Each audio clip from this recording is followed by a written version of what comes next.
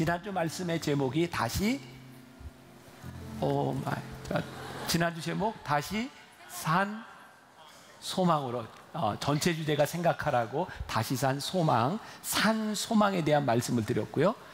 그 정도만이라도 좀 넣어주세요, 머릿속에. 산 소망. 오늘 그 말씀과 연관되어 거룩함이라고 하는 주제로 말씀을 나누려고 합니다. 그러니까 여러분들이 오늘 성경을 보면서 거룩함이라고 하는 말에 주목할 필요가 있어요.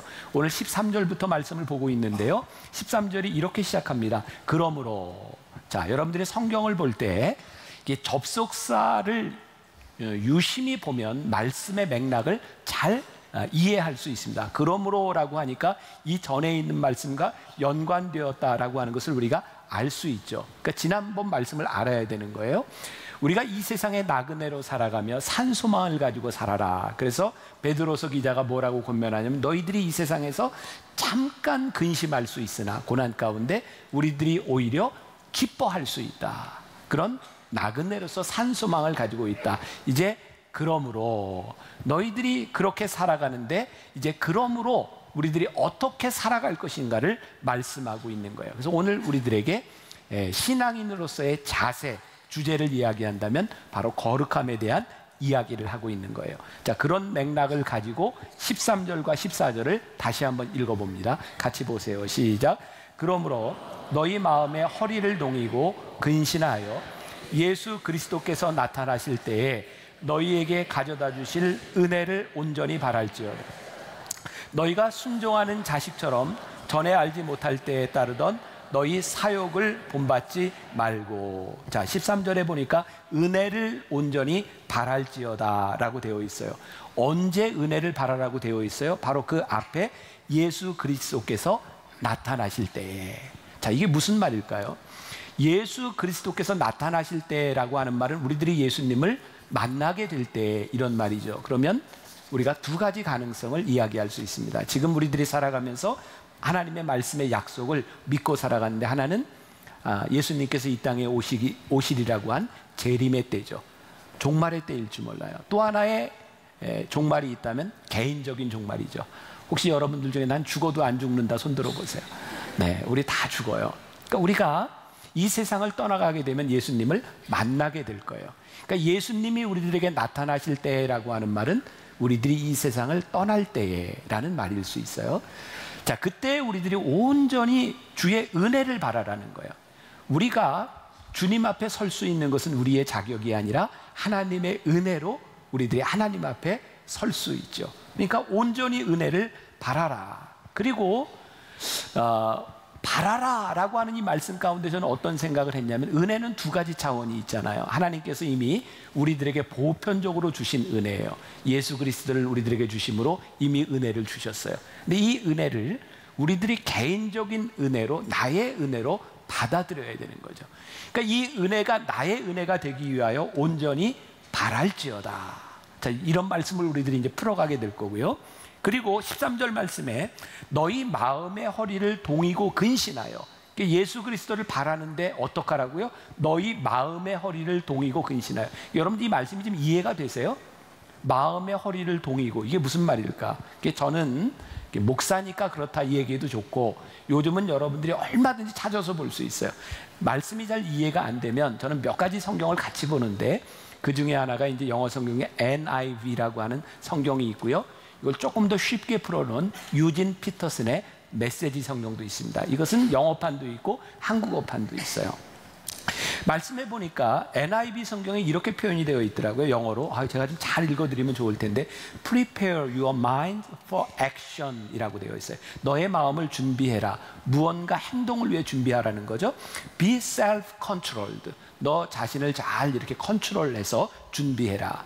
그리고 메시지 성경에 보면 이렇게 표현이 되어 있어요. So roll up your sleeve. 내 팔 소매를 걷어라. 이렇게 되어 있어요. Put your mind in gear. 이게 여러분들 옛날 운전할 때는 기어를 넣었잖아요. 이게 이제 그런 말이죠. Put your mind in gear. 너의 마음에 기어를 넣어라 이거예요. 출발할 수 있도록. 그러니까 이 마음의 준비를 하라고 하는 말이죠. 자, 여러분들이 여기에서 이 말씀을 보면서 답은 여러분들이 내려야 되는 거예요. 뭐냐면, 우리가 주님의 은혜를 온전히 바라는데 방해가 되는 것이 무엇인지를 찾아내야 되는 거예요. 자, 그래서 허리를 동여매라라고 하는 말은 당시 우리들이 문화를 이해하면 조금 쉽게 다가올 수 있습니다. 그 당시에는 옷을 만들 때 우리처럼 이런 옷이 아니었죠.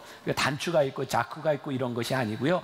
그 사람들은 그 당시에 로브, 이 가운 같은 옷을 입었어요. 옷을 만들기가 보통 사람들은 쉬웠습니다. 왜? 구멍만 3개 뚫으면 옷이에요. 천에다가 가운데 뚫으면 목이 들어가고 2개 뚫으면 손이 이렇게 들어가는 거, 구멍 3개 뜬 옷, 그런 가운 같은 걸 입고 있었다고요.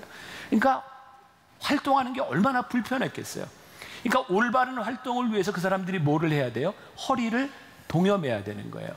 그래야 이 말씀이 이해가 되는 거예요. 또 이렇게 구멍 3개를 만들고 펑퍼짐한 옷을 입고 있으니까 이 팔에 이 소매가 얼마나 걸리겠어요. 그러니까 이것을 접어 올려서 너희들이 행동하는데 지장이 없도록 해라. 근데 그 행동이 뭐예요? 그리스도를 온전히 바라보는데 방해가 되지 않도록 허리를 동여매라. 이건 제가 조금 전에 말씀드렸죠. 여러분들 스스로 답을 내려야 되는 거예요. 여러분들에게 다 상황이 틀리기 때문이죠. 우리들이 온전히 주님을 바라보는데 방해가 되는 것이 무엇인지, 이게 말씀을 묵상하는 것이고 이 말씀을 우리들의 삶에서 적용하는 거죠. 자, 우리가 흔히 하는 말 중에 무식하면 용감하다, 그런 말이 있어요. 들어보셨어요? 네, 무식하면 진짜 용감하죠. 자, 오늘 14절 말씀과 연관되어 이렇게 이야기를 해볼까요? 14절 한번 다시 볼까요? 자, 14절 시작. 너희가 순종하는 자식처럼 전에 알지 못할 때에 따르던 너희 사욕을 본받지 말고. 자, 지금은 하나님을 믿는 순종하는 자녀가 되었는데 그 전에는 순종하지 않는 사욕을 따르는 자녀들. 사욕이 무엇일까? 이것도 영어 성경을 보니까 아주 명확하게 표현이 되어 있더라고요. Evil desire라고, 악한 욕망이라는 거예요. 그러니까 우리들이 하나님을 알기 전에는, 예수 그리스도를 바라기 전에는 무식하면 용감한 거예요. 하나님을 모르니까 악한 욕망을 따라 살았어요. 그런데 이제는 너희들이 순종의 자녀가 되었으니 그 마음으로 그리스도를 바라라, 이런 말씀을 하고 있는 거예요. 그러면 이 베드로서 기자는 왜 이런 이야기를 하고 있었을까요? 이들이 하나님을 믿고 하나님의 자녀가 되었는데 지금 베드로서 기자가 편지를 쓰던 그때 그 사람들이 고난 가운데 있었던 거예요. 지난주에 여러분들 대린 구유 기억나시죠? 그 고난의 시간들. 그러니까 그 가운데서 고난 때문에 그들이 신앙을 버리고, 유혹 때문에 신앙을 버리고, 교인들이 삶의 목적을, 신앙의 목적을 잃어버리고 살아가는 모습들을 바라보면서 너희들이 주의하라. 그리고 너희들에게 산 소망이 있으니, 오늘 이렇게 허리를 동여매라고 하는데 그 목적이 무엇이냐면 오늘 말씀의 주제 구절입니다. 15절 16절, 그리고 여러분들은 다음 주에 15절을 외워오셔야 되는 거예요. 아주 쉽습니다. 15절 16절 같이 봅니다. 시작. 오직 너희를 부르신 거룩한 이처럼 너희도 모든 행실에 거룩한 자가 되라. 기록되었으되 내가 거룩하니 너희도 거룩할지어다 하셨느니라. 성경의 중요한 주제이기도 하고요, 하나님께서 말씀하시는 때에는 늘 이 거룩이라고 하는 말이 떠나지 않습니다. 그런데요, 우리가 고난의 이유를 모르면 거룩해지는 것이 쉽지 않습니다. 왜냐하면 이 세상 가운데서 거룩하게 살아가는 것은 고난이 따르기 때문입니다. 그러니까 우리들이 이 고난의 목적, 거룩함에 대한 목적이 분명하지 않으면 우리는 고난을 자꾸 회피하려고 합니다. 그런데 우리들에게 이 목적이 분명히 들어오면, 자, 예를 들어서 여러분들이 믿지 않는 가정과 여러분들이 모이게 된다, 추석에 같이 모이게 된다고 했을 때 여러분들이 하나님을 믿는 것 때문에 여러분들이 고난스럽지 않다면, 다른 사람에게 고난을 주는 것이 아니라 여러분들이 고난스럽지 않다면 고난을 회피하고 있을 수 있어요. 우리의 믿음을 가지고 이 세상 가운데서 살아가는 것은 필연적으로 우리들에게 고난을 유발합니다. 그런데 우리들이 고난의 이유를 알기 때문에 그것이 기쁠 수 있다는 거예요. 아, 내가 고난을 통해서 하나님께서 나에게 이런 목적을 가지고 계시고, 그렇구나, 내가 고난당함을 통하여 나의 거룩함을 유지하고 내가 거룩해질 수 있기 때문에 하나님이 나에게 이 고난을 주시는 것이구나 라고 생각하고, 그 믿음이 우리들에게 들어오기 시작할 때 고난이 힘들지만 기쁨이다. 이게 성경이 우리들에게 이야기하고 있는 놀라운 진리죠. 역설이죠. 사무엘상 2장에 가면 우리가 잘 아는 한나가 하나님께 응답을 받고 감사의 기도를 하는 것이 나와요. 한나가 아이가 없어서 하나님께 부르짖어 기도할 때 하나님이 한나의 기도를 들으시고 사무엘을 자식으로 주셨어요. 근데 이 한나가 하나님께 대해 기도하는데 이렇게 기도를 하고 있더라고요. 사무엘상 2장 2절에 보니까 여호와 같이 거룩한 이가 없다. 이게 뜬금맞을 수 있어요. 근데 한나가요, 하나님의 기사와 이적을, 하나님의 능력을 체험하고 났을 때 그에게 느껴진 게 뭐냐면 하나님의 거룩하심이었어요. 이 말씀을 생각하면서 우리들이 깨달아 아는 게 있어요. 그렇구나. 우리들이 하나님의 은혜를 받을 때, 하나님의 은혜를 체험할 때 우리 속에 들어오는 놀라운 고백이 있는데 그것은 하나님의 거룩하심이구나. 그래서 베드로전서 2장 9절에 보니까요, 이건 다음 주에 우리들이 나누게 될 말씀인데 미리 한번 본다면 아주 유명한 말씀이에요. 같이 한번 볼게요. 같이 읽습니다. 시작. 그러나 너희는 택하신 족속이요 왕같은 제사장들이요 거룩한 나라요 그의 소유가 된 백성이니 이는 너희를 어두운 데서 불러내어 그의 기이한 빛에 들어가게 하시니에 아름다운 덕을 선포하게 하려 하심이라. 자, 제가 이렇게 내려온 이유는 이렇게 말씀을 강해하다 보니까 눈이 감기는 분이 몇 분 띄어서 제가 다가가는 겁니다. 잘 안 보일까 봐. 자, 말씀을 잘 들으시라는 얘기예요. 자, 너희는 택하신 족속이요 왕 같은 제사장이요. 이 말씀 아주 유명한 말씀이거든요. 하나님이 우리를 택하여 주셨다. 우리를 거룩한 백성으로 삼아 주셨다. 그 이유가 우리를 어두운 데서 불러내어 기이한 빛에 들어가게 하시고, 그리고 우리로 하여금 하나님의 그리스도의 아름다운 덕을 선포하도록 우리를 부르셨다는 거예요. 그러니까 우리들에게 소망이 있고 하나님이 우리를 부르시고 한 것이 어디에 이렇게 초점이 모여지고 있냐면 하나님의 거룩하심, 그리고 우리도 거룩한 자가 되고 그 거룩함을 통하여 하나님의 거룩하심이 나타나야 되는 거예요. 그러니까 이 산 소망과 우리들의 믿음과 이 신앙의 고백은 거룩함과 아주 중요한 관계를 가지고 있어요. 자, 그럼 여기에서 우리들이 이제 의문이 생길 수 있어요. 우리가 하나님의 은혜를 경험했다고 칩시다. 은혜를 받았다고 칩시다. 여러분들에게 놀라운 은사가 나타났다고 칩시다. 우리가 하나님을 믿는다고 생각하고 내 마음속에 의지도 생각했다고 칩시다. 그래, 내가 거룩해져야지. 여러분들에게 묻고 싶은 건, 우리가 이렇게 결심한다고 우리들이 거룩해지나요? 아니, 우리들이 거룩함에 대하여 온전하다고 이야기할 수 있나요? 여러분들은 어떤지 모르지만 저 자신을 놓고 볼 때 이 거룩함이라고 하는 측면에서 저는 온전함을 얘기할 자격도 능력도 없는 것 같아요. 우리가 노력하지만 우리는 거룩함에서 무너질 때가 참 많아요. 우리는 부족한 존재인 거죠. 그러니까 이 거룩함이라고 하는 것은, 하나님이 우리를 거룩한 존재로 부르셨다고 하는 것은 우리가 온전한 거룩한 자가 되었다라고 하는 말씀이 아니라고 생각해요. 이건 제가 말씀을 묵상하는 포인트예요. 그럼 어떤 의미일까? 하나님이 우리를 거룩함으로 부르심으로 인하여 거룩하신 하나님과 동행할 수 있도록 우리를 끄집어내셨구나. 그러니까 우리들이 온전함이 이루어지는 것이 아니라 온전하신 하나님의 거룩함과 우리들이 동행할 수 있게 되었다. 이번 변화산 특별 새벽기도회 때 제가 말씀을 전하면서 콩가루 효과라는 말을 했어요. 혹시 기억나세요? 괴물이라고 하는 영화를 통해서 수원시청 이거. 그리고 그 본문 가운데서 예수님의 제자들이 예수님과 함께 변화산에 올라갔잖아요. 예수님의 3명의 제자들. 근데 예수님께서 변화되는 놀라운 기적을 체험하게 되는 그 순간에 성경에 보니까 그 3명의 제자들이 깊이 잠들어 있다가 놀라운 일을 경험해요. 그래서 제가 콩가루 효과 얘기했잖아요. 그들에게 능력이 있었던 것이 아니라 주님과 함께 그 산에 올라 그들이 기적을 체험하게 되었다. 그러니까 우리들의 온전함에 이 거룩함이 근거한다고 하면 이 거룩함은 불가능한 일인 거예요. 그러나 우리들이 거룩함을 입었다고 하는 것은 거룩한 하나님과 함께 동행하게 되었다라고 하는 의미이고, 오늘 여기에서 이 거룩함이라고 하는 것은 히브리어에서 원어를 얘기해야 여러분들 다 잊어버릴 거니까 그냥 2가지 의미를 가지고 있는데요. 하나는 분리라고 하는 의미와 또 하나는 구별이라고 하는 의미를 가지고 있어요. 그럼 분리와 구별이 뭐가 다를까? 저는 그냥 이렇게 연결을 시켜봤어요. 우리가 무언가에서부터 분리되면 구별됩니다.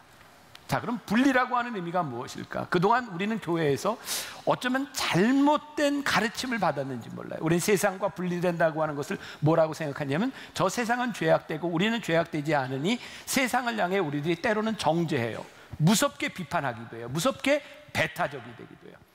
그래서 세상 사람들은 교인들을 바라보며 교인들은 왜 이렇게 이기적이야, 배타적이야, 이런 말을 하거든요. 물론 우리가 신앙을 지키기 위해서 우리들에게 필연적으로 나타나는 배타성도 있어요. 그러나 우리들이 본질적으로 배타적이 돼야 된다, 이것이 분리를 이야기하는 것이 아니에요.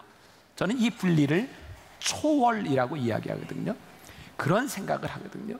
우리들이 세상이 가지고 있는 가치를 넘어서는 초월성, 이것이 하나님께서 우리들에게 이야기하는 거룩함의 분리가 아닐까.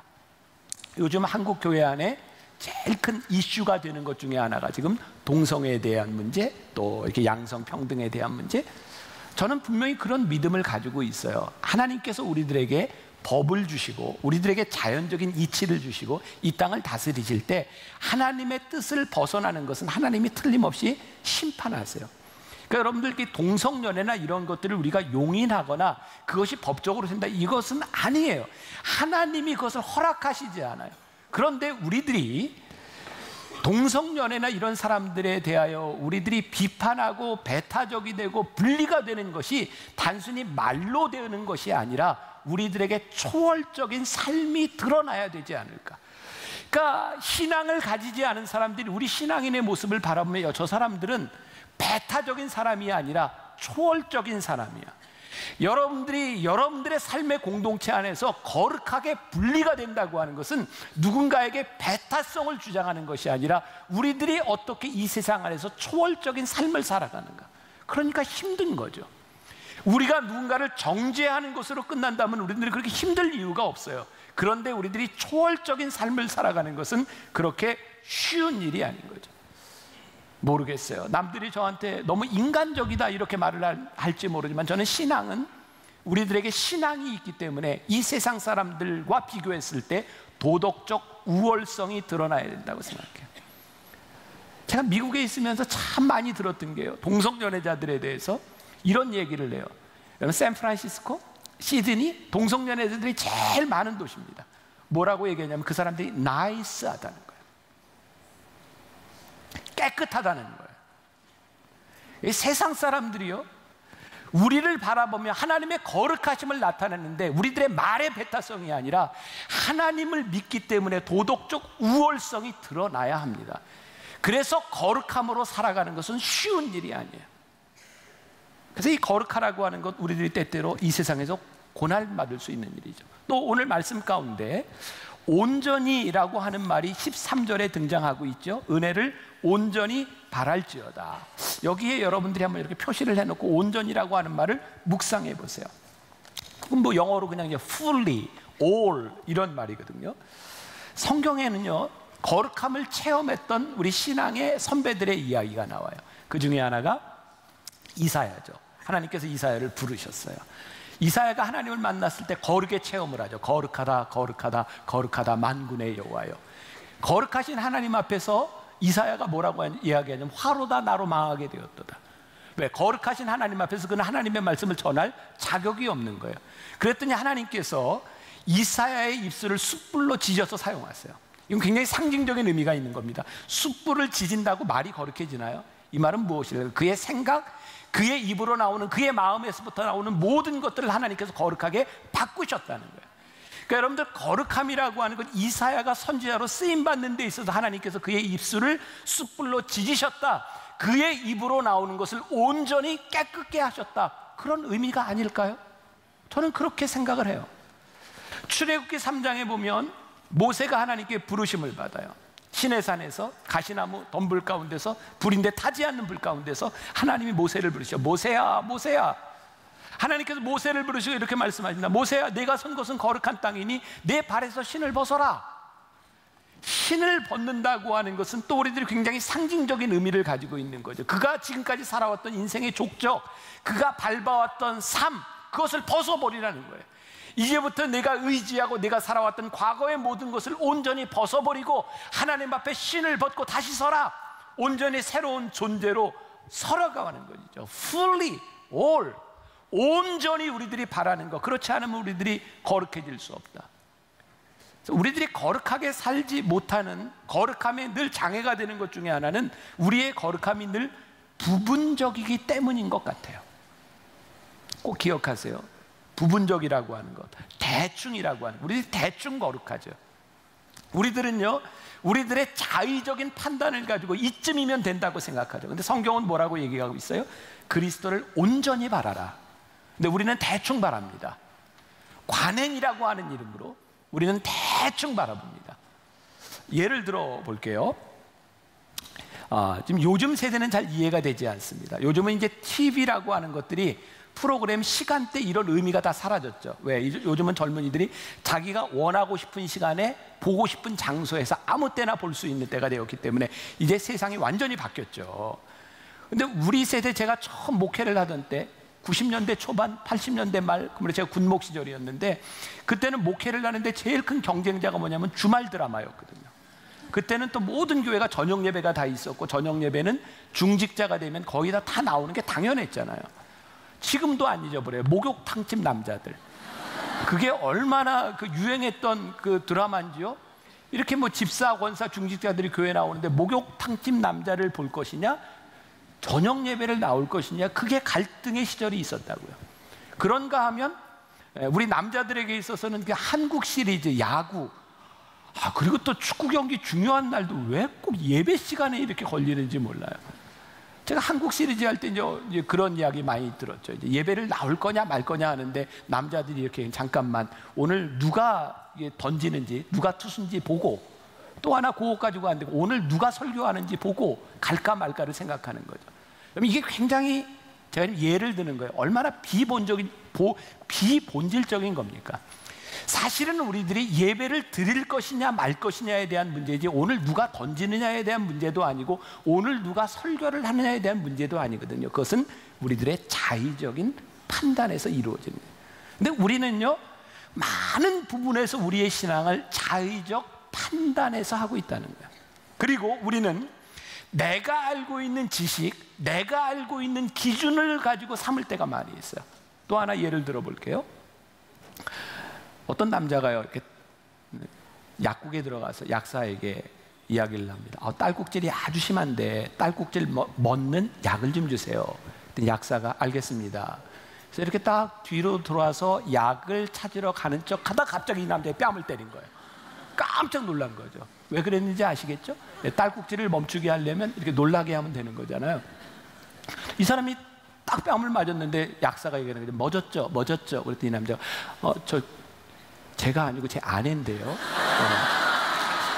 자, 이 약사는요, 이게 딸꾹질을 먹게 하려고 이 사람을 이렇게 때린 거죠. 선한 의도에서 할 수 있어요. 그러나 그 사람은 그 사람이 생각한 것을 행하는 거죠.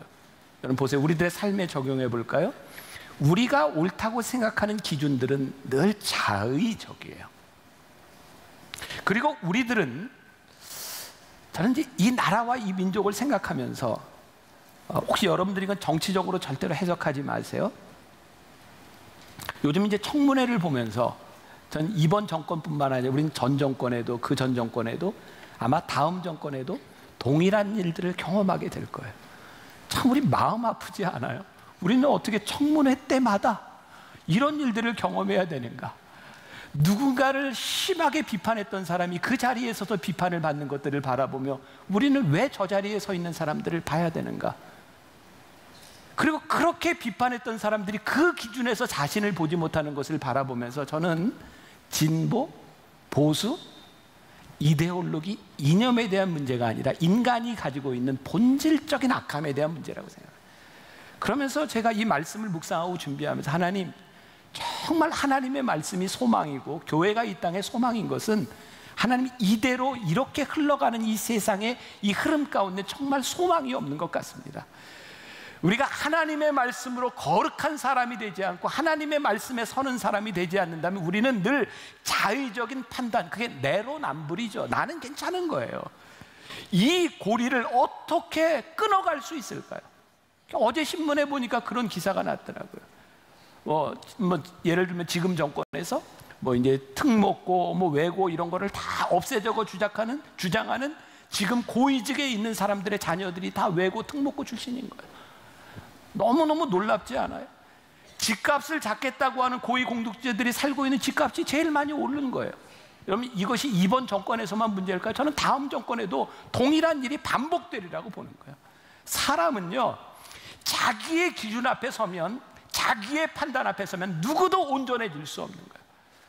제가 요즘처럼 정말 이 나라와 민족 대한민국을 위해서 정말 이렇게 정말 위기의식을 느끼고 이렇게 기도하게 되는가?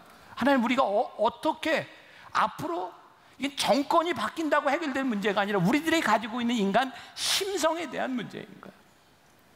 하나님 앞에 우리들이 거룩함으로 살아간다는, 더 이상 우리들이 자의적인 판단이 아니라 그리스도를 바라며 살아가기 시작할 때 우리들이 생각했던 관행의 고리를 끊어버릴 수 있는 일들이 일어나지 않겠는가? 여러분, 우리들 제일 가슴 아픈 게 그런 거죠. 예수 믿던 장로였던 대통령도 우리들에게 더 이상 존경의 대상이 되지 않는 건 너무 가슴 아프잖아요. 그 사람들이 예수 안 믿는다고 얘기했으면 모르고 지나갔을 텐데, 그런데 그게 그 대통령만의 이야기인가요? 우리들의 이야기 아니에요? 우리들이 예수 믿는다고 얘기 안 했으면 그냥 모르고 지나갈 수 있는데, 저 교회 다닌다고 예수 믿는다고 이야기를 했는데, 그런데 우리는 이렇게 변명하잖아요. 아니, 하나님이 판단하실 거야. 우리의 거룩함, 우리의 신앙은 하나님 앞에 서 있는 거야. 맞는 말이거든요.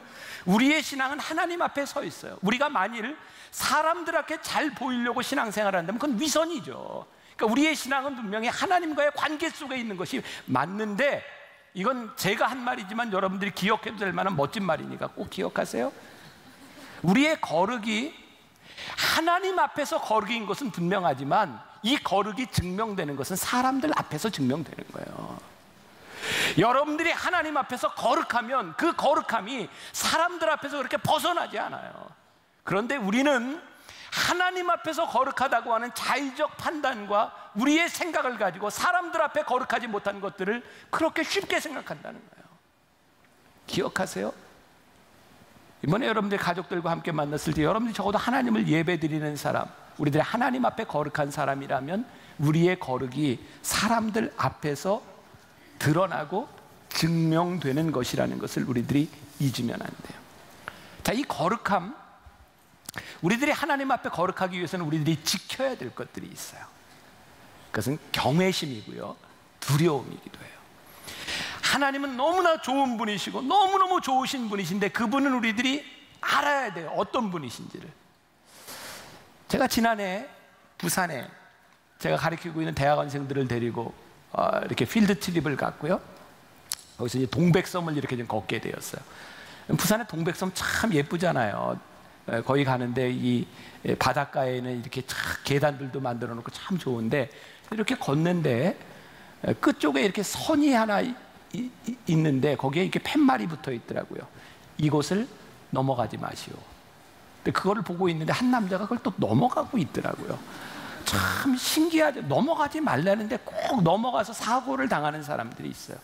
왜 넘어가지 말라고 했을까요? 아름다운 곳인데 이 아름다움의 선을 넘어가면 사고를 당하는 거예요. 아름다움을 보기 위해서 우리들이 지켜야 될 선이 있는 거거든요.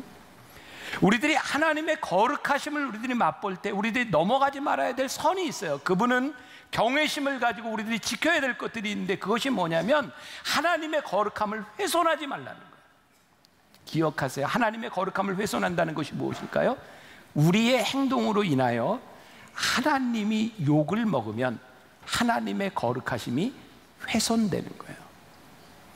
거룩함을 지킨다고 하는 것은요, 우리들의 삶을 통해서 하나님의 거룩하심이 드러나야 돼요. 다음 주에 우리들이 나누게 될 말씀인데, 우리를 통하여 하나님이 우리를 거룩하게 부르신 이유는 그의 아름다운 덕을 선포하도록 우리를 부르셨기 때문에 우리를 통해서 하나님의 거룩하심이 드러나야 되는 거예요. 기억하십시오.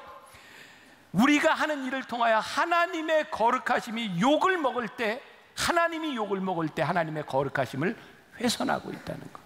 자, 그래서 하나님의 거룩함을 지키는 방법을 오늘 17절에서 베드로는 이렇게 이야기하고 있어요. 17절 같이 봅니다. 시작. 외모로 보시지 않고 각 사람의 행위대로 심판하시는 이를 너희가 아버지라 부른즉 너희가 나그네로 있을 때를 두려움으로 지내라. 이 말씀을 기억하세요. 나그네로 있을 때를 두려움으로 지내라. 우리 사람의 행위대로 심판하시는 이를 너희가 아버지라 부른즉, 심판하시는 이를 아버지라 부른즉, 유진 피터슨의 메시지 성경을 보면 이 아버지를 이렇게 표현을 했어요. A good father and a responsible father라고 얘기하고 있어요. 이 하나님, 우리가 부르는 하나님이 어떤 하나님이냐면 좋으신 하나님 플러스 responsible가 책임적인 하나님이에요. 사랑이시기에 좋으신 하나님인데 공의로 책임을 물으시는 분이 우리 하나님이세요. 너희들이 그 하나님을 부르기 때문에 너희가 나그네로 있을 때를 두려움으로 지내라 라고 말씀하고 있어요. 자, 두려움으로 지내라. 두려움. 이것도 오늘 제가 영어 성경을 많이 이렇게 인용을 하는데 제가 이렇게 말씀을 묵상하다가 좀 명확하게 가기 위해서 내가 좀 발음이 좋으면 이렇게 잘 해줄 텐데 죄송해요. 그냥 들으세요. 한국식으로. 그 NIV 성경에 보면 이 두려움으로 지내라, 이 두려움을 이렇게 reverent fear라고 되어 있다. reverent이라고 하는 말이요, 이게 존중 이런 말이에요. 존중하는 두려움. 제가 의미가 좀 명확하지 않아서 메시지 성경을 보니까 이렇게 표현을 했어요. A deep consciousness of God. 이런 의미구나. deep consciousness, 깊은 의식을 가지고, 하나님에 대한 깊은 의식을 가지고 나그네로 살아라. 그렇구나. 우리가 이 땅 위에 나그네로 살아가는데 하나님을 깊이 의식하는 나그네로 살아라. 그래야 너희들이 거룩한 하나님 앞에 설 수 있다. 이 세상에서 하나님을 의식하고 살아가는 것보다 명확한 방법이 없는 거예요. 우리들의 문제는 뭐야? 하나님을 믿는데 하나님이 우리의 의식 가운데 없는 거죠. 그래서 베드로서 기자는 이 고난을 당하고 어려움을 당하는, 믿음을 지켜야 되는 사람들에게 A deep consciousness of God, 하나님을 깊이 의식하며 너희들이 살아라.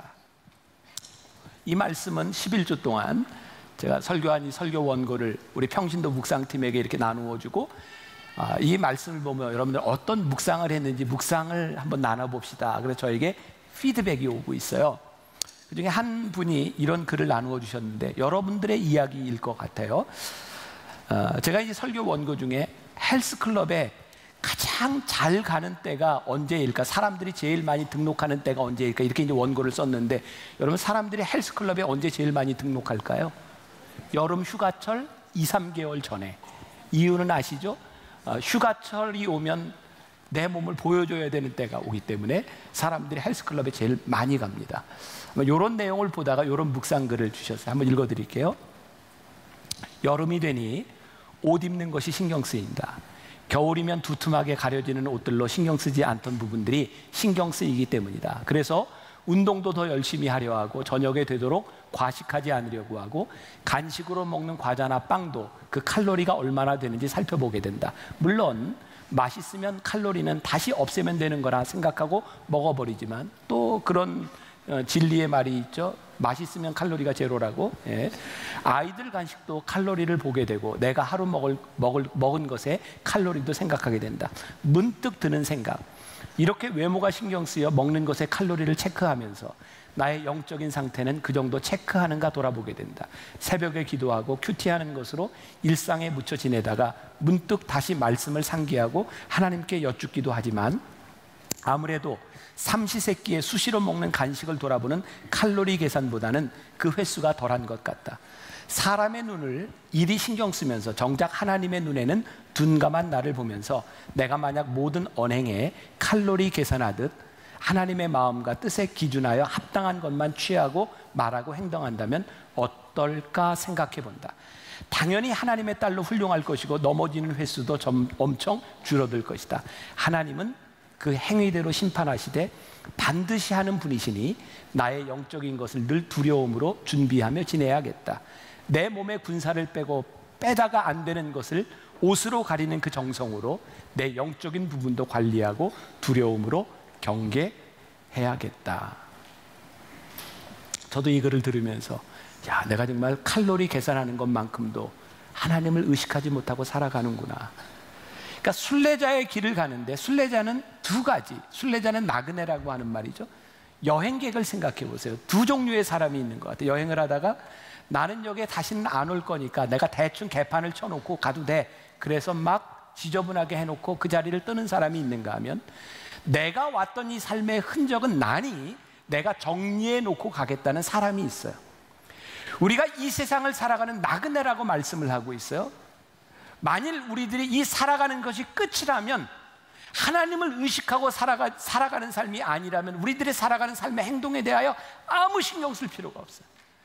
그런데 하나님께서 우리의 외모로 보시는 분이 아니라 우리의 행위대로 심판하시는 분임을 우리들이 믿기에, 그 하나님을 우리들이 믿고 이 세상에서 깊이 하나님을 의식하고 살아가기에 나그네로 살아가는 이 삶이 우리들에게 너무너무 중요한 거예요.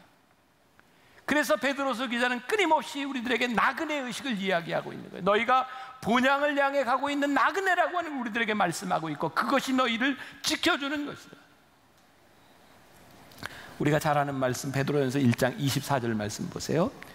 그러므로 모든 육체는 풀과 같고 그 모든 영광은 풀의 꽃과 같으니 풀은 마르고 꽃은 떨어지되. 이 말씀까지만 보면 굉장히 허무주의적이에요. 아, 다 없어지는 거구나. 그런데 25절과 연결해서 다시 볼게요. 그러므로 모든 육체는 풀과 같고 그 모든 영광은 풀의 꽃과 같으니 풀은 마르고 꽃은 떨어지되 오직 주의 말씀은 세세토록 있도다 하였으니 너희에게 전한 복음이 곧 이 말씀이니라. 하나님의 말씀이 세세토록 있어서 우리와 함께 하심을 우리들이 믿기 때문에 우리들이 이 세상을 어떤 나그네로 살아가야 될 것이냐. 사도 바울은 로마에 있는 교인들에게 이렇게 편지하죠. 로마서 8장 35절, 38절과 39절. 누가 우리를 그리스도의 사랑에서 끊으리요? 환난이나 곤고나 박해나 기근이나 적신이나 위험이나 칼이랴. 내가 확신하노니 사망이나 생명이나 천사들이나 권세자들이나 현재일이나 장래일이나 능력이나 높음이나 기쁨이나 다른 어떤 피조물이라도 우리를 우리 주 그리스도 예수 안에 있는 하나님의 사랑에서 끊을 수 없느니라. 로마에 있는 교인들에게 사도 바울이 보낸 편지였어요. 믿음을 붙들라. 사랑하는 여러분, 우리들이 산소망을 붙들고 그러므로 우리가 거룩함으로 이 세상에서 살아가요. 이 세상에 나그네로 살아가지만 온전히 그리스도를 바라며 그분을 만날 것을 우리들이 믿기 때문에 나그네로서 살아가요. 오늘 예배 시간에 늦게 오신 분들은 잘 모를 거예요. 우리 불렀던 찬양 막 박수 치면서 신나게 불렀거든요. 장례식에서 부르는 찬양이에요. 세상 살다간 따라린 띠린. 가사를 어제도 잊어버리고 오늘도 잊어버리고. 잠시 세상에 내가 살면서 항상 찬송 부르다가 날이 저물어 오라 하시면 영광 중에 나아가리. 열린 천국문 내가 들어가 세상 짐을 내려놓고. 이게 지금 무슨 가사인지 아세요? 내가 죽어서 하늘나라 간다는 가사예요. 근데 이 찬양을 그렇게 기쁘게 부를 수 있는 거예요. 잠시 세상에 내가 살면서 항상 찬송 부르다. 이게 우리 그리스도인들에게 주어진 놀라운 진리가 아니겠습니까? 제가 오늘 말씀 또 우리 찬양을 들으면서 야, 이게 이 세상에서 나그네로 살아가는 우리들이 부를 수 있는 찬양, 잠시 근심하지 않을 수 없으나 오히려 기뻐하는 우리들의 인생을 살아가는 거구나. 어제는 토요일 예배를 마쳤는데 제가 가서 장례 예배를 인도했던 그 은퇴한 장로님의 가정이 있었고, 또 한 분은 끝나고 났는데 저에게 이제 암 투병을 하다가 더 이상 치료를 받지 않겠노라고, 자기가 살던 일본 고베로 들어가는데 오늘 마지막 예배를 드리고 한다고 제가 손을 얹고 기도하면서 하나님, 오늘 이분에게 소망을 주시니 감사합니다. 나그네로 살아가는데 눈물을 흘리지만 기쁨의 고백을 하고 갈 수 있게 하시니 감사합니다. 아, 이게 우리 그리스도인들의 놀라운 능력이구나.